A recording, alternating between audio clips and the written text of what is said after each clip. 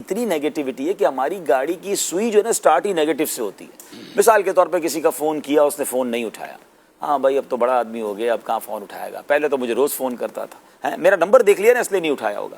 حالانکہ کیا ہم جب واش روم میں ہوتے ہیں یا ہم نماز پڑھ رہے ہوتے ہیں یا جب سوئے ہوئے ہوتے ہیں ہم فون اٹھا پاتے ہیں؟ ہم بھی نہیں اٹھا پاتے. تو بھائی کبھی تو کوئی پازیٹیو بات سوچ لیں کہ نماز پڑھ رہا ہوگا, تلاوت کر رہا ہوگا, آرام کر رہا ہوگا.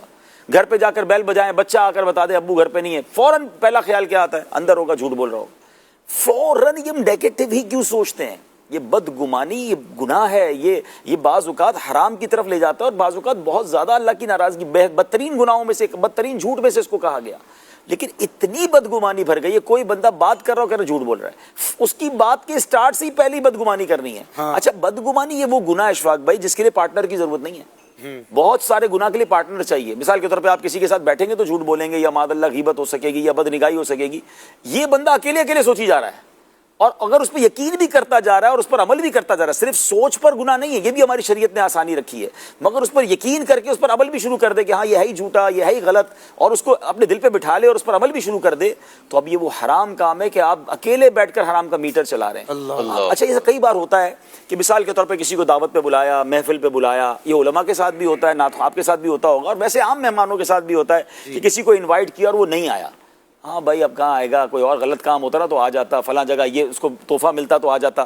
اور بعد میں جب بندہ وہ مل کر بتاتا ہے کہ میری والدہ اس دن بیمار ہو گئی تھی, یا میرے ساتھ یہ معاملہ ہو گیا, تو اتنی شرمندگی ہوتی ہے کہ میں تو کیا کیا نیگیٹو سوچ رہا تھا. تو یار آپ کوئی تو چانس دیں کسی کو. جب آپ اپنے لیے یہ سمجھتے ہیں کہ میرے بارے میں میرے عذر کو کوئی قبول کرے, میری بات کو کوئی سچ مانے, ہمارے لیے بھی ضروری ہے کہ ہم بدگمانی سے بچیں. اور آپ یہ بات یاد کر لیں ناظرین, جو نفسیاتی پرابلم ہیں یا جو انزائٹیز ہیں اور جو ٹینشنز ہیں, بہت بڑے ٹینشن سے آپ ریلیز ہو جائیں گے کہ جب آپ حسن ظن کرنا شروع کر دیں. وہ کہتے ہیں نا حسن ظن میں کوئی شر نہیں ہے, بدگمانی میں کوئی خیر نہیں ہے. آپ لوگوں کے لیے پازیٹیو سوچنا شروع کر دیں, آپ کی نیند اچھی ہو جائے گی. آپ بلیو کریں, اگر بدگمانی پا لی ہے نا آپ کی نیند اڑ جائے گی, آپ کو ٹینشن ہی رہے گی. جب پتہ ہے ایسے لوگ ہیں اشفاق بھائی, کسی محفل میں جائے نا, کسی کو دیکھ کے مسکرا دیں, یار یہ آج مجھے دیکھ کر مسکراتا نا, لگتا ہے کوئی پلاننگ کر رہا ہے. اچھا نہ مسکرائے اس کے آگے, لگتا ہے مجھ سے ناراض ہے, کوئی سازش کر رہا ہے اس لیے نہیں مسکرا رہا. اچھا اس کو گھر بلائیں تو کہہ رہا کہ بڑا مطلب ہوگا تو گھر بلایا ہے, نہ بلائیں تو کہتا ہے دیکھا میں تو پہلے ہی کہتا تھا میرا دشمن ہے اس لیے نہیں بلایا. بندہ بولے اس کے ساتھ کروں کیا میں, کچھ بھی کروں, اس کو نیگیٹو ہی سوچنا ہے, اس کو آلویز نیگیٹیوٹی نکال لینی ہے. اور وہ لوگ جو اتنا نیگیٹو سوچتے ہیں, پلیز یاد رکھیں آپ دنیا میں تنہا رہ جائیں گے. بندہ نیگیٹو سوچنے والے سے دوستی نہیں کرتا.